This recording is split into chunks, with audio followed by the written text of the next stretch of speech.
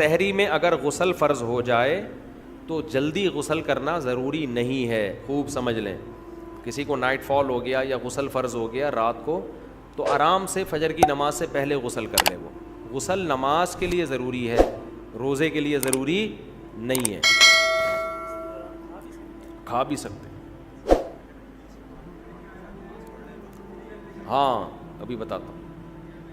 قلی, تھوک نکلنے سے روزہ نہیں ٹوٹتا میرے بھائی. بلغم نکل لو, اپنا ہو بشرطے کے, تھوک نکل لو, بلغم نکل لو, الٹی نکل لو, اس سے بھی روزہ نہیں ٹوٹتا. لیکن الٹی اگر منہ بھر کے ہوئی ہے فل اسپیڈ سے, پھر اگر نکلیں گے تو روزہ ٹوٹ جائے گا. تھوڑی بہت جو کھٹی کھٹی آج کل سب کو ہی لوگ کہتے ہیں ڈکاریں آ رہی ہیں. رمضان میں نا کھانے پینے پہ تھوڑا کنٹرول کریں. ابھی آپ کہہ رہے ہیں ملائی پراٹھے کی بات کر رہا تھا, ابھی کنٹرولنگ کی بات کر رہے ہیں, تو ملائی پراٹھا بھی کھائیں لیکن ایک کھا لیں نا پراٹھا. بہت زیادہ دو کھا لیں. اور پھر دیکھو پیٹ جو خراب ہوتا ہے نا, یہ گڑبڑ ہوتی ہے زیادہ کھانے سے نہیں ہوتی, بار بار کھانے سے ہوتا ہے. یہ خوب سمجھ لو, زیادہ کھانا بھی نقصان دہ ہے, اتنا نہیں ہوتا. ہمارے ہاں یہ ہے کہ لوگ ایک دفعہ کھا کے جب تک دوبارہ صحیح طرح سے بھوک نہیں لگتی دوبارہ کھا لیتے ہیں. یہ بہت خطرناک چیز ہے. اس کی مثال, آپ کو افطاری میں طبیعت سے بھوک لگ رہی ہے, آپ نے پھوڑ دیا, پکوڑے بھی پھوڑ دیے اور سموسے بھی پھوڑ دیے, کھجوروں کا ڈبہ پھوڑ دیا. آپ تجربہ کر کے دیکھو پیٹ خراب نہیں ہوگا آپ کا. لوگ کھا رہے ہوتے ہیں, ادھر سے لیمن کا شربت, ادھر سے یہ, ادھر سے کھا لیا, کنٹینیو جتنا کھانا تھا کھا لیا. اب آپ نماز پڑھنے کے لیے آئے, اب 10-15 منٹ کا درمیان میں آ گیا وقفہ. اب اگر ایک کھجور بھی کھاؤ گے نا وہ پیٹ خراب کر سکتی ہے. اب نہیں کھانا آپ نے جب تک دوبارہ شدید بھوک نہیں لگ جاتی. یہ اتنا بہترین نسخہ ہے نا صحت کا, اس کو زندگی کا. میں یہ نہیں کہہ رہا کہ افطاری میں پھوڑ دو, آپ تباہ و برباد کر دو. میں بتا رہا ہوں کہ پھر بھی نسبتاً بہتر ہے. اس سے اتنا نقصان, زیادہ کھانے سے بہت زیادہ نقصان نہیں ہوتا. بے وقت کھانے سے, بغیر بھوک کے کھانے سے زیادہ نقصان ہوتا ہے. سمجھ رہے ہیں؟ ہمارے ہاں لوگ رمضان میں ان کا وزن بھی بڑھ رہا ہے کم ہونے کے بجائے, بیمار بھی ہو رہے ہیں. وجہ کیا ہے؟ افطاری میں کھانے پینے کے بعد نماز پڑھ کے آئیں گے, اب بھوک کم ہو چکی ہوتی ہے, معدے نے اپنے ورک شروع کر دیے, اب آ کے دوبارہ کھا رہے ہیں. پھر وہ دیکھ رہے ہیں وہ میز کے نیچے سے پلیٹ کھینچی, 2 پکوڑے رہ گئے تھے, چلو یار. فریج میں جا کے دیکھا, یار وہ دہی بڑے تو رہ ہی گئے تھے, چارنے والے وہاں سے لے لیے, اور پھر وہاں سے کھجور کے ڈبے میں ہاتھ مارا. اب یہ جو جگالی کر رہے ہو نا بکریوں کی طرح, بکری کا کام ہے سارا دن کھاتی رہے گی, مینگنیاں بنا کے نکالتی رہے گی. انسان میں مینگنیاں نہیں ہوتی بھائی. ٹھیک ہے نا, انسان کا ایک پراپر ٹائم ہوتا ہے, اسی حساب سے چلتا ہے انسان. تو اب آپ سارا دن جگالی, اب کیا کرنا ہے آپ نے؟ افطاری میں پھوڑ پھاڑ دیا تو اس کے بعد اب نہیں کھاؤ. اب اگر شدید بھوک لگتی ہے تراویح کے بعد, تراویح کے بعد آپ کھا لیں.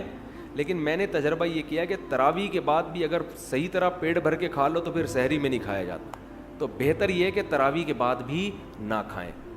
اب سخت بھوک لگ رہی ہے تو تھوڑا سا کھا لیں. سمجھ رہے ہیں؟ کتنا کھا لیں؟ تھوڑا سا, تاکہ سحری میں پھر تمیز سے کھائیں آپ. تو تھوڑا سا کھا لیں آپ, اور اس وقت بڑا مزہ بھی آ رہا ہوتا ہے. تراویح کے بعد چند کھجوریں کھا لیں, کچھ شہد کھا لیا, مدت ذلہ لا لیا, دامت برکاتہ لا لیا, جو فریج میں تھا کھا لیا. صحیح ہے نا؟ پھر جب آپ نے تھوڑا 2-4 نوالے لے لیے, جن کو چائے کی عادت ہے انہوں نے چائے پی لی, پھر آپ کو سحری میں ملائی پراٹھے کھاتے ہوئے مزہ آئے گا, اور وہ ہضم بھی ہوگا, وہ نقصان بھی نہیں دے گا. تو لوگ میرا پراٹھے اور ملائی والا بیان سن رہے ہوتے ہیں, یہ پوری ترتیب نہیں سن رہے ہوتے. یہ ایسے ہی ہے جیسے 4 شادیوں کا بیان تو سن لیا, حقوق اور عدل کا بیان آپ نے نہیں سنا. تو کھائیں, پراٹھے بھی پھوڑیں, ملائی بھی پھوڑیں آپ, لیکن شدید بھوک کے وقت پھوڑیں آپ. اچھا, سحری میں ایک چھوٹا سا کام اور کر لیں, بالکل اینڈ پہ سحری نہ کریں, کیونکہ پانی کے لیے پھر پیٹ میں جگہ بچتی نہیں ہے, اور پانی نہیں پیو تو سارا دن گزارنا مشکل ہو جاتا ہے. تو آپ 1 گھنٹہ پہلے سحری کر لیں, تاکہ 1 گھنٹے بعد پھر طبیعت سے پانی پی لیں. تو یہ بھی نہیں ہوتا تو جیسے چل رہا ہے ویسے چل رہے, زیادہ ٹینشن لینے کی ضرورت نہیں ہے. روزے میں خود ہی ایڈجسٹ ہو جاتا ہے, کچھ عبادت بھی تو ہے نا, اللہ بھی کچھ مدد کرتا ہے اس میں. رمضان میں شیطان ایک دھوکہ یہ دیتا ہے کہ آپ نے اگر روزے رکھے ہیں تو کون سا تیر مار لیا, ساری دنیا روزے رکھ رہی ہے. یہ شیطان کا بہت بڑا حملہ ہے. میرا معاملہ یہ ہے، الحمدللہ ہم سب روزے رکھتے آ رہے ہیں بچپن سے ہی. جب سے بلوغت کی دہلیز پہ قدم رکھا ہمارے گھر میں روزے کا معمول تھا. روزہ چھوڑنے کا تصور ہی نہیں تھا. اب بھی نہیں ہے، پہلے بھی نہیں تھا. تو رکھتے آ رہے ہیں بچپن سے، بلکہ جب بالغ نہیں تھے اس وقت بھی رکھتے تھے. ہمارے بچے اب بھی رکھ لیتے ہیں. تو منع کرنا پڑتا ہے کہ بھائی نہیں رکھو. بچوں کو تو شوق ہوتا ہے کہ رکھنا ہے. تو الحمدللہ معمول ہے. لیکن اس کے باوجود میں یہ سوچتا ہوں کہ اے اللہ، میرے جیسے نالائق کو تو نے یہ توفیق دے دی کہ میں رمضان کے روزے رکھ رہا ہوں. یہ تیرا مجھ پہ بہت بڑا احسان ہے. انسان یہ سمجھے اپنے بارے میں کہ صرف میں ہی گویا رکھ رہا ہوں، مجھے باقیوں سے غرض نہیں ہے وہ کیا کر رہے ہیں. میرے اوپر تو بڑا احسان ہے اللہ کا. ہم تو نالائق ہیں بھائی. عام دنوں میں ایک روزہ رکھنے سے پہلے 10 دفعہ سوچتا ہے انسان کل رکھوں کہ نہیں رکھوں. رکھتا ہے تو ایسا سمجھتا ہے جیسے آج ہم نے بہت بڑا تیر مار لیا کوئی. اور رمضان آتا ہے، ہم جیسے مجھ جیسے نالائق کو اللہ توفیق دے دیتا ہے 29 یا 30 روزے رکھنے کی. 30 کی تو 15 سال ہو گئے، کوئی رپورٹ ہے ہی نہیں. 29 ہی ہوتے ہیں پاکستان میں. 29 روزے رکھنے کی اللہ ہم جیسے نالائقوں کو توفیق دے دے. تو بھائی میں تو اپنا معاملہ اللہ سے دیکھتا ہوں کہ مجھ سے تو نے اتنی بڑی نیکی کروا لی. مجھے کیا پتا بھائی قدیر بھائی کیا کر رہے ہیں، شاکر بھائی کیا کر رہے ہیں، رفیع بھائی ہیں، یہ تو روزہ رکھ کے پتہ ہی فرق ہی نہیں پڑتا ماشاءاللہ. روزے میں بھی ایسے ایسے گھوم رہے ہوں گے یوں یوں کر کے. آپ دیکھ لیں کبھی ان کو آ کے. روزہ رکھ کے نا عصر کے وقت سب مرجھائے ہوئے ہوتے ہیں. کراچی میں جیسی گرمی ابھی شروع ہو گئی ہے تو رفیع بھائی نہیں ماشاءاللہ مرجھائے ہوئے ہوتے ہیں. ان کو پتہ نہیں کچھ اللہ نے الگ سے کوئی انرجی دی ہے. رکھتے ہیں، آپ بدگمان نہ ہو. بعض دفعہ انسان اتنا فریش ہوتا ہے کہ لوگ سمجھتے ہیں کہ اس کا ہے ہی نہیں. یہ ہمیں یقین ہے کہ رکھتے ہیں. تو میں تو یہ دیکھتا ہوں کہ میرے جیسے نالائق کو اللہ نے توفیق دی. میں تو اس پہ خوش ہوں بھائی. میں تو اس پہ خوش ہوں کہ ہم جیسے تیسے ہیں. جتنے مرضی نالائق ہوں، او بھائی ایک روزہ نہیں، 2 نہیں، 3 نہیں، 4 نہیں، 5 نہیں، 6 نہیں، 7 نہیں، 8 نہیں.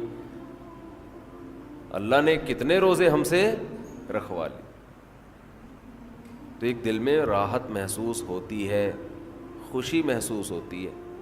ہاں تھوڑا سا یہ خوف بھی ہونا چاہیے، تھوڑا سا، کہ ایسا نہ ہو کہ ہماری کسی بدعملی سے اجر ضائع ہو جائے. یہ خوف بھی ضروری ہے. یہ خوف بھی تاکہ اترائے نہیں انسان. لیکن اصل تو یہ ہے کہ یہ کیا ہے؟ نعمت ہے. ہمارے نبی صلی اللہ علیہ وسلم سے بھی ثابت ہے. ہمارے نبی اپنے آپ کو موٹیویٹ کرتے تھے روزہ رکھ کے. اپنے آپ کو موٹیویٹ کر رہے ہیں، اپنی حوصلہ افزائی کر رہے ہیں. کیسے حوصلہ افزائی؟ جب آپ صلی اللہ علیہ وسلم روزہ افطار کر لیتے، کیسے انسان کو خوشی محسوس ہوتی ہے نا. آج خوشی اس لیے نہیں ہو رہی کہ سحری میں 3 پراٹھے پھوڑے ہوئے ہوتے ہیں، پھینیاں کھجلے کھائے ہوئے ہوتے ہیں، بھوک ہی نہیں لگ رہی ہوتی. وہ تہ جو بیٹھنا شروع ہوتی ہے عصر مغرب میں جا کے، تو وہ جو ڈکاریں، اکثر لوگ مجھ سے رمضان میں یہ پوچھ رہے تھے کھٹی ڈکاریں نگلنے سے روزہ تو نہیں ٹوٹتا؟ ایسا لگتا ہے ہر آدمی کھٹی ڈکاریں ہی نگل رہا ہے سارا دن بیٹھ کے. ہر آدمی یہ مسئلہ پوچھ رہا ہوتا ہے، کھٹی ڈکاریں نگلنے سے روزہ تو نہیں ٹوٹتا؟ ابے بھائی تو کیا ڈکاروں کے علاوہ اور کوئی کام نہیں ہے کیا؟ بہرحال یہ تو میں ایسے ہی کہہ رہا ہوں، لیکن جتنا مرضی 3 کیا 4 بھی کھا لو تو بھی بہرحال انسان ایک مجاہدہ کرتا ہے. تبھی تو دنیا پرست آدمی ایک روزہ بھی نہیں رکھتا. ہٹے کٹے لوگ دیکھے ہم نے، ڈاکٹروں نے ان کو کہا ہوا بھی ہے کہ تم نہیں کھاؤ، تمہارے لیے کھانے کے علاوہ دنیا کا ہر کام تم پہ سوٹ کرتا ہے، پھر بھی روزہ نہیں رکھتے. ان سے نہیں رہا جاتا 2-4 گھنٹے بھی کچھ کھائے پیے بغیر. ان کو چائے چاہیے، ان کو گٹکا چاہیے، ان کو پان چاہیے، ان کو نسوار چاہیے، ان کو روٹی چاہیے، ان کو کچھ نہ کچھ جانوروں کی طرح جگالی کرنے کے لیے چاہیے کہ منہ گھومتا رہے ان کا. ہے روزہ خور، آپ دیکھ لو، کھا رہے ہیں، ان سے نہیں برداشت ہوتا. گھر میں سب کا روزہ ہوتا ہے، بوڑھوں نے رکھا ہوا ہوتا ہے. لوگ ہمیں آ کے بتاتے ہیں سب کا روزہ ہے، ایک نالائق بیٹا ہے ہٹا کٹا جوان، اس سے نہیں رکھا جاتا، گھر میں نحوست کا ذریعہ بنا ہوا ہے.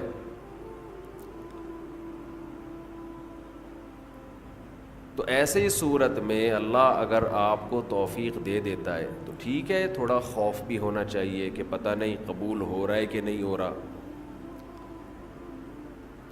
لیکن امید کو، شکر کو خوف پر غالب رکھنا چاہیے. تو میں یہ عرض کر رہا تھا، ہمارے نبی بھی اپنے آپ کو موٹیویٹ کیا کرتے تھے. کیسے؟ حالانکہ ہمارے نبی میں خواہشات پہ کنٹرول کرنے کی بہت طاقت تھی. آپ تو 24 گھنٹے کا روزہ رکھتے بسا اوقات. تو آپ صلی اللہ علیہ وسلم جب روزہ افطار کرتے تو کیا فرماتے؟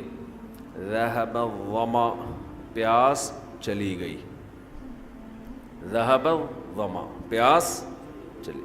تھوڑی دیر کی ٹینشن تھی، ہمارے اللہ نے وہ پریشانی ختم کر دی. وَبَتَلَّتِ الْعُرُوقُ، رگیں تر ہو گئیں. جو خشکی جسم میں تھی، چہرے پہ انسان کے خشکی پیدا ہو جاتی ہے نا، تو آپ صلی اللہ علیہ وسلم فرماتے ابتلت العروق، رگیں تر ہو گئی. یہ دنیاوی ٹینشن جو تھوڑی دیر کی تھی یہ بھی اللہ نے ختم کر دی. وَثَبَتَ الْأَجْرُ إِن شَاءَ اللَّهُ، اور اللہ نے چاہا تو اجر ہمارے نامہ اعمال میں لکھ دیا گیا. یعنی یہ ہمارے لیے کتنی خوشی کی بات ہے کہ ہمارے رب نے ایک نیکی ہم سے کروا کے جو پریشانی تھی وہ بھی ختم کر دی، اور نیکی کا ثواب ہمیشہ کے لیے ہمارے اعمال میں درج کر دیا. جی روزے میں احتلام ہو جائے روزہ نہیں ٹوٹتا اس سے. آپ کو بھی احتلام ہوتا ہے؟ آپ تو غائب ہو جاؤ گے، مارکیٹ سے شٹ جاؤ گے. جی کیا؟ کپڑا فولڈ کرنا نماز میں، یہ آستینیں اوپر کر کے فولڈ کرنا کونیوں سے اوپر، یہ جائز نہیں ہے. اگر پہلے سے ہی آستینیں ہی اوپر تک ہیں تو پھر ٹھیک ہے، تھوڑی بہت فولڈ نہیں، یہ بھی فولڈ کرنا لازمی ہے نماز میں. کلی والا سوٹ پہنے، بغیر کلی والا پہنے، مرضی آپ کی. جماعت کھڑی ہوئی ہے، اسی جگہ پہ کھڑے ہو کر سنتیں پڑھنا جائز نہیں ہے.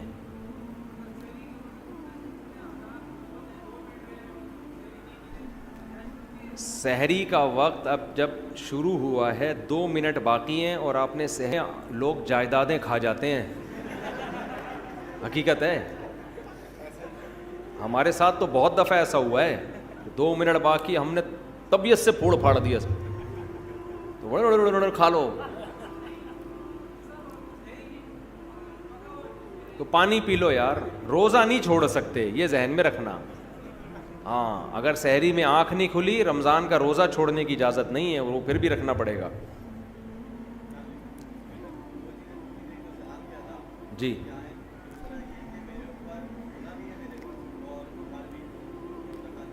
تو ادھار مائنس کر کے دیں, ادھار مائنس کر کے جو بچے اس پہ زکوٰۃ دیں.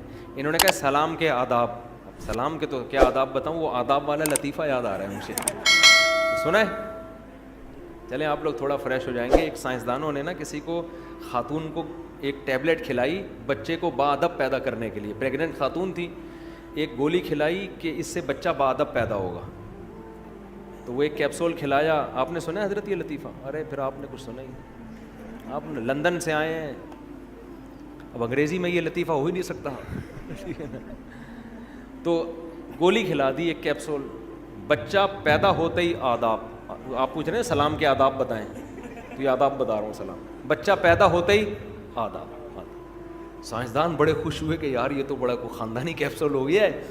ایک خاتون کو اکٹھے 6 کیپسول کھلا دیے کہ یار جب ایک کیپسول سے بچہ اتنا با ادب تو 6 سے کیا ہوگا.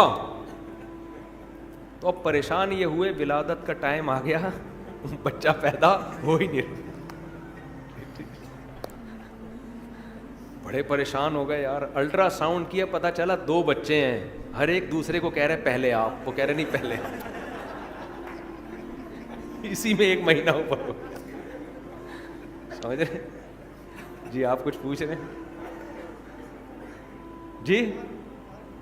نہیں, ادھار دیا ہوا ہے تو اس پہ زکوٰۃ ہے, لیا ہوا ہے تو اس کو مائنس کیا جائے گا. کیا؟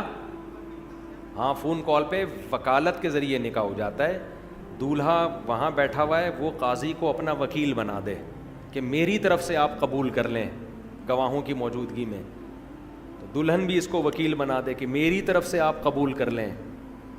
تو نکاح تو فون پہ نہیں ہوگا, نکاح تو مجلس میں ہی ہوگا, فون پہ وکیل بنا دیں گے یہ اس طرح سے.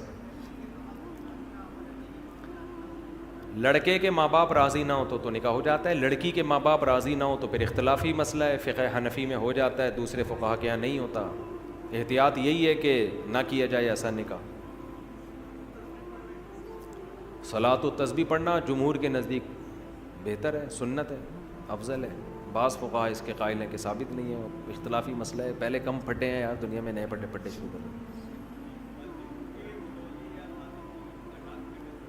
مسجد کے متولی یا خادم کی مدد زکوٰۃ سے کرنا. دیکھو زکوٰۃ کا تعلق مسجد کا متولی یا خادم سے نہیں ہے, غریب سے ہے.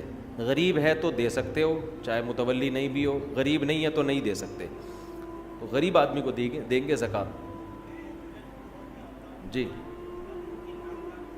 ہاں,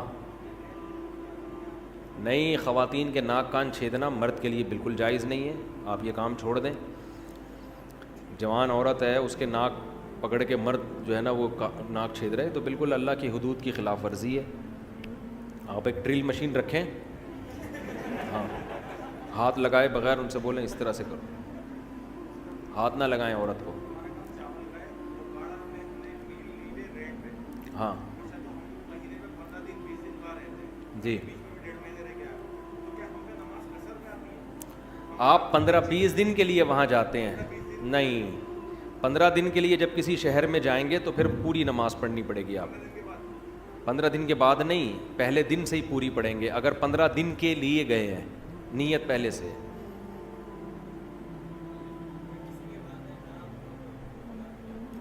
والدین اگر حرام کماتے ہیں تو زیادہ تر اگر حرام ہی ہے تو پھر جو بالغ لڑکا ہے اس کے لیے اس میں سے کھانا جائز نہیں ہے. لڑکیوں کے لیے جائز ہے کیونکہ وہ تو مجبور ہیں, نابالغ کے لیے بھی جائز ہے, وہ بھی مجبور ہے, بیوی کے لیے بھی جائز ہے, وہ بھی مجبور ہے. بالغ بیٹے کے لیے جائز نہیں ہے, اس پر لازم ہے کہ وہ حلال کمائے.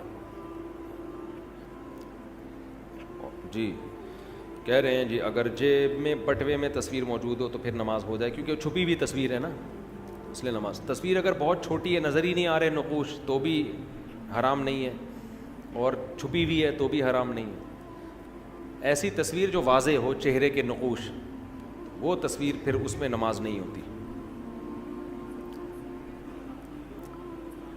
جی نہیں نہیں نہیں نہیں نہیں, یہ غامدی صاحب نے ایک شوشہ چھوڑا ہوا ہے کہ زکوٰۃ جو ہے نا ٹیکس کی طرح ہے, جب ہم ٹیکس گورنمنٹ کو دے دیتے ہیں تو ہو جاتا ہے, اس طرح ایسا نہیں ہے. زکوٰۃ ایک عبادت ہے, ٹیکس عبادت نہیں ہے. زکوٰۃ عبادت ہے, تبھی زکوٰۃ میں نیت ضروری ہے. اگر آپ نے بغیر نیت کے زکوٰۃ دے دی تو وہ زکوٰۃ نہیں ہوگی آپ کے. نیت ضروری ہے اس میں نہیں. اور گورنمنٹ کو جب آپ دیں گے تو آج کل تو گورنمنٹ اس کو صحیح جگہ پہ خرچ, گورنمنٹ ٹیکس صحیح نہیں خرچ کر رہی, زکوٰۃ کہاں سے صحیح خرچ کرے گی. مجھے خود ایک بڑے عالم نے 15-20 سال پرانی بات ہے, انہوں نے بتایا ان کے ہمارے وزیر خزانہ سے تعلقات تھے, میں نام لے لوں گا اس وزیر خزانہ کا. انہوں نے کہا کہ وزیر خزانہ نے مجھے خود بتایا کہ میں نے کروڑوں روپے زکوٰۃ کے کھائے ہیں خود. تو کیسے گورنمنٹ پر آپ زکوٰۃوں پہ اعتماد کر سکتے ہو؟ زکوٰۃ خود سے جا کے دیا. ہاں اسلامی ریاست کو یہ حق ہے کہ وہ لوگوں سے زکوٰۃ لے کے غریبوں میں ڈیوائڈ کر دے, لیکن آج کل ایسا نہیں ہے, کرپشن بہت ہے. جی بینک میں زکوٰۃ کٹتی ہے تو کیا کروں میں؟ زکوٰۃ تو فتویٰ یہی ہے کہ ادا ہو جائے گی, لیکن یہ احتیاط کے خلاف ہے, بینک میں زکوٰۃ نہ کٹنے دیں. غربت کا کیا کرائیٹیریا ہے جس کو زکوٰۃ دی جا سکتی ہے؟ دیکھو جس آدمی کے پاس سونا ہے, چاندی ہے, کیش اماؤنٹ تقریباً 70,000 کا پڑا ہوا ہے, 52.5 تولہ چاندی کی قیمت کیا چل رہی ہے مجھے معلوم اس وقت نہیں ہے, 80,000 88, ہاں تو 52.5 تولہ چاندی 88, تو 88,000 کا کیش اماؤنٹ ہے, اس کو نہیں دے سکتے. کوئی پراپرٹی ایسی ہے جو استعمال میں ہی نہیں آ رہی, اس کو نہیں دے سکتے. ہاں ذاتی مکان استعمال کا, ذاتی چیزیں استعمال کی, اس سے کوئی فرق نہیں پڑتا. تو جس کے پاس اتنی پراپرٹی ہو یا اتنا پیسہ ہو نا 88,000 کے بقدر, تو پھر اس کو زکوٰۃ دینا جائز نہیں. اب آپ تحقیق کیسے کریں گے؟ تو سرسری سی تحقیق کر لیں. کوئی زکوٰۃ دینا چاہتے ہیں اس سے باتوں بات میں پوچھ لیں تمہارے پاس سونا وونا تو نہیں رکھا ہوا, کوئی پراپرٹی تو نہیں ہے, پتہ چل جاتا ہے. 100% یقین تو ہو نہیں سکتا, تو ایک اندازہ ہو جائے تو اس کو زکوٰۃ دے دیں بس, اللہ قبول کر لے گا انشاءاللہ.